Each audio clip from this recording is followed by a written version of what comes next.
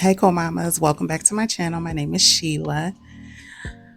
Today has been a pretty good day. You may hear my neighbors, but I recorded this once and I was talking for like 30 minutes. I could have sworn that I checked to make sure that it was recording like I always do. It was not. So I recorded like a whole video, but we gonna keep it moving. We're gonna keep it moving regardless of that. We're gonna act like that didn't happen. We're gonna keep it moving. So yeah, today was a pretty good day. But I was thinking, I woke up, read my Bible, had my devotion, and I started reading this book last night that I wanted to talk to you guys about because my brain has been heavily fixed on how to reduce stress, how to get better sleep, and how to just be better overall, physically, mentally. Yesterday's video, I talked to you about how I'm eating better, and today is no exception. I continue to eat better, still need to exercise, but we're going to get that handled as well. But yeah, I woke up still on that wavelength of trying to just learn more about how stress affects the body, how important sleep is for our bodies and our overall health. And, I'm just realizing how much I have allowed stress to overtake me from the time. I'm gonna be honest. I feel like even when I was a little girl, I stressed a lot, and I think that a lot of my stress stems from people pleasing. I'm not quite sure where that completely stems from. Definitely something that I need to talk about in therapy. However, um, yeah, I realized that stress has been a factor for me since a very young age. And I'm now at the place where I'm very much so self aware of who I am, still learning about myself, but aware of who I am, what I desire, what I need. And within that, I have learned about how stress affects me. And I want to talk to you guys about that today because as a mom, stress is something that we deal with on a consistent basis. We all have, um, I'm sorry about that.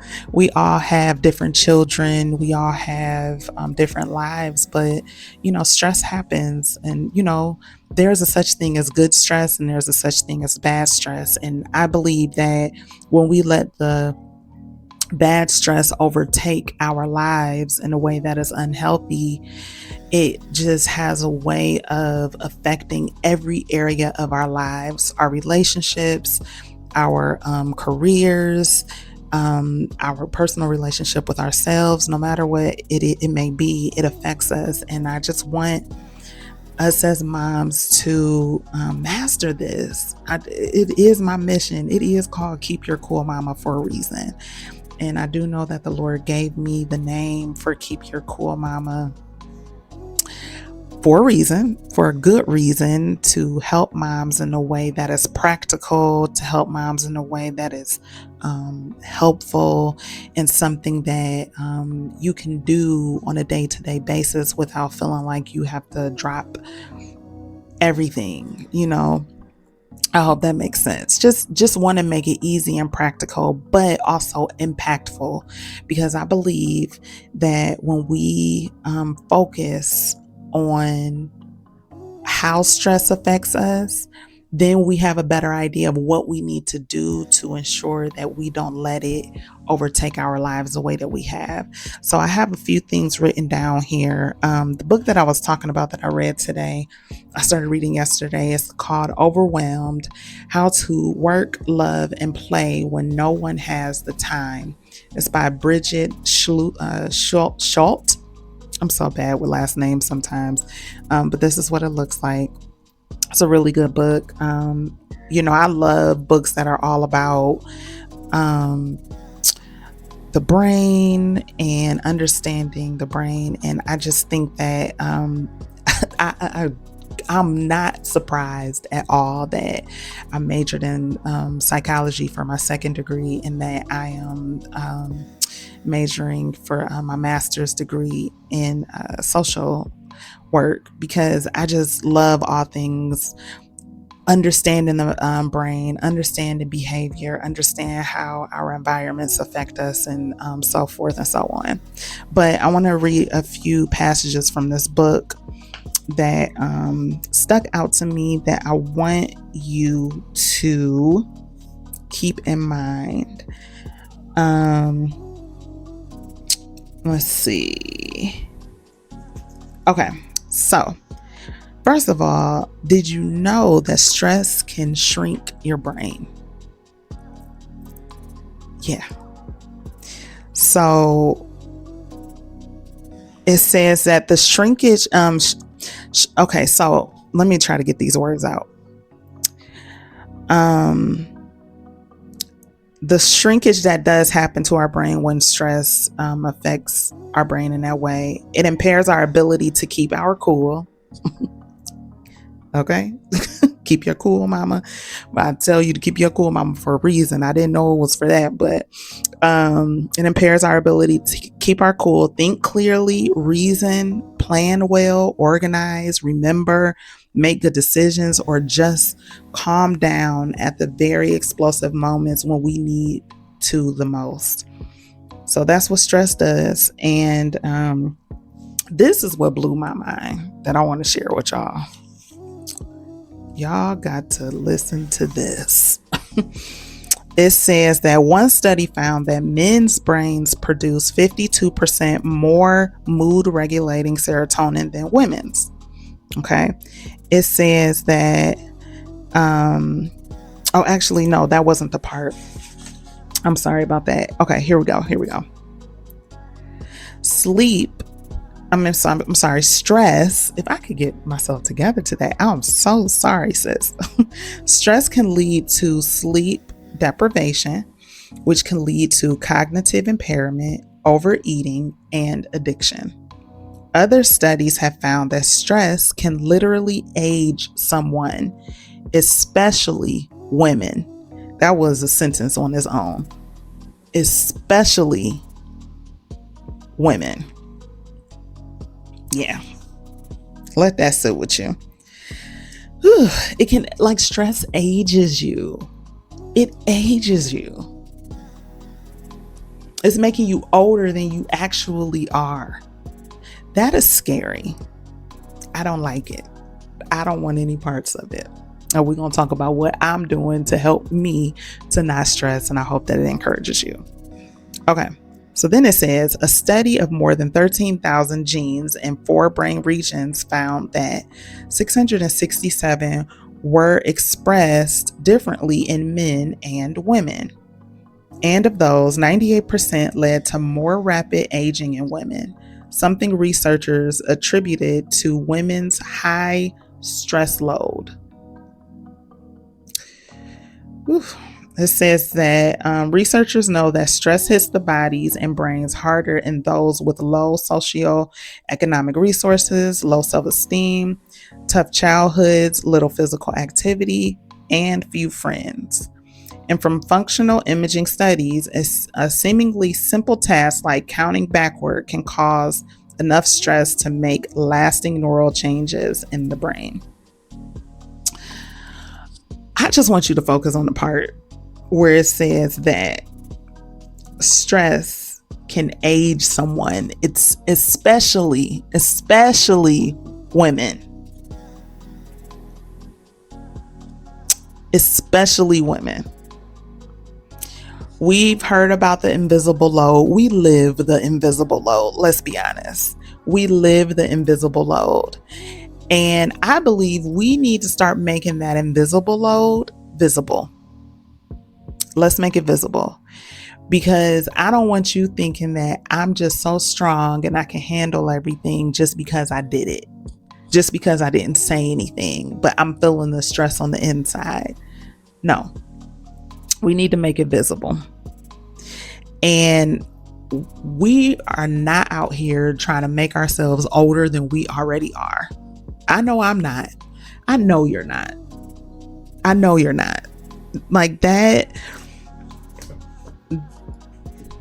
said a lot to me. That said a lot to me. And that told me everything that I needed to know about why stress needs to be reduced in a huge, serious way in my life. So I'm calling this era of my life Operation Reduce Stress. Yeah. So let's talk about it. So I wrote down a few things here that I want to share with you. So I have here, some stress is ushered in and invited in to our lives unintentionally. Sometimes we say, come on in, have a seat right next to me. It's fine. Make yourself at home. That's what we do without realizing that's what we're doing. And I believe that happens because we aren't examining some things first before we invite it in. So I think it starts with not having boundaries or ignoring the boundaries that we put in place or when they're being crossed. And that can look like not examining your yes before you give it. Is this going to add unnecessary stress to my life? Am I just doing this because I don't want this person to be upset with me? Does this fit into my schedule? Is this going to tip me over and pour me out? I'm just saying, we have to start examining these things and making sure that we're not overloading ourselves, and we shouldn't be, and we don't need to, and it can be monitored, and making sure that we're doing what we need to do to take care of ourselves. So also we need to ask ourselves, what are you accepting without examining it up against your boundaries? So that would be like, this is your boundary. This is what's happening. Whatever it may be, it might be somebody asking you to do something that you really don't have the capacity to do. Does this go against my boundaries? Whatever the boundary may be, put them next to each other and ask yourself, is this going against my boundary? And then also, are you giving grace without setting an expectation that needs to be set? Sometimes we allow people to do what they want to do, how they want to do it in our lives without even examining what is our expectation, because I'm like overly stressed every time this person asks me to do something. Why am I stressed about this? What, did you set an expectation? Does that person know that? Do they know what your needs are or what you expect from them? Are they constantly talking to you a certain way, treating you a certain way without you examining have I set that expectation? Because if I haven't, then let me give this person a chance to meet me where I'm at so that I will not become stressed unnecessarily. So I won't be inviting it in when I didn't mean to. I hope that makes sense. I felt like I was talking in circles, but I think you understand what I'm saying. Yeah, so once I realized that a lot of my stress is due to my people pleasing, that made me that brought my antennas up and made me realize I have some changes to make. And so I just have a few things here bullet pointed that I want to share with you about me and how stress shows up for me. I'm taking on other people's problems and emotions as my own. I've been doing that since I was a little girl. I don't know why, but I'm at the place now where I can't do it. Like, I'm exhausted from it. I can't do it anymore. So even when I fall back into it unintentionally, I didn't mean to fall back into those same habits. Now that I'm aware, I'm able to pull myself back and knowing that, okay, I have the tools. I have the tools to make sure that I'm taking care of myself in this moment. And I may not be perfect all the time. I'm not going to be perfect all the time, but I have the tools that I need. Let me pay attention and let me make sure that I am not taking on people's emotions and problems as my own, because that just adds on to the stress that you may already be experiencing from motherhood and all of the other things in life that just naturally come with some type of stress.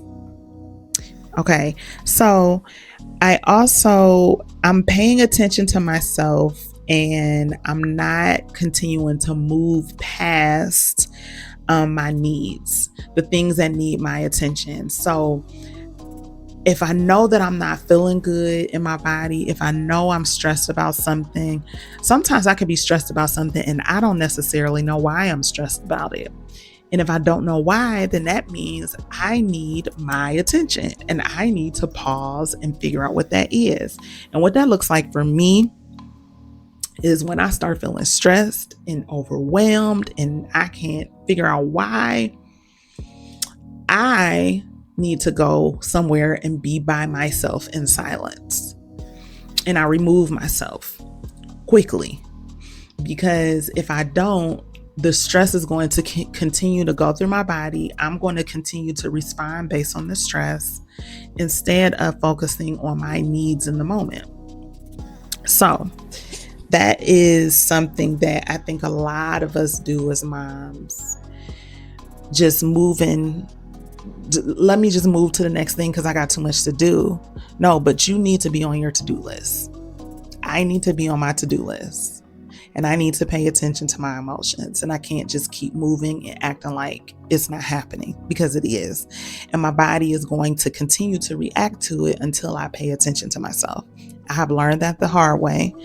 And so I'm not going to continue to ignore myself. I'm going to pay attention to myself the way I should be paid attention to.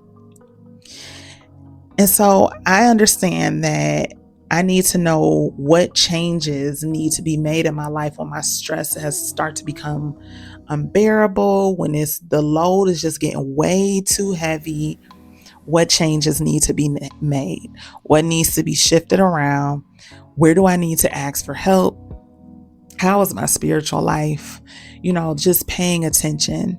And that calls for a life audit. I've done this on a very small scale before, and I want to focus on doing a life audit now because my life has just changed so drastically within the last couple of years that it's time for me to pay attention to what needs to be changed. What do I need to focus on? What do I need to shift my focus to?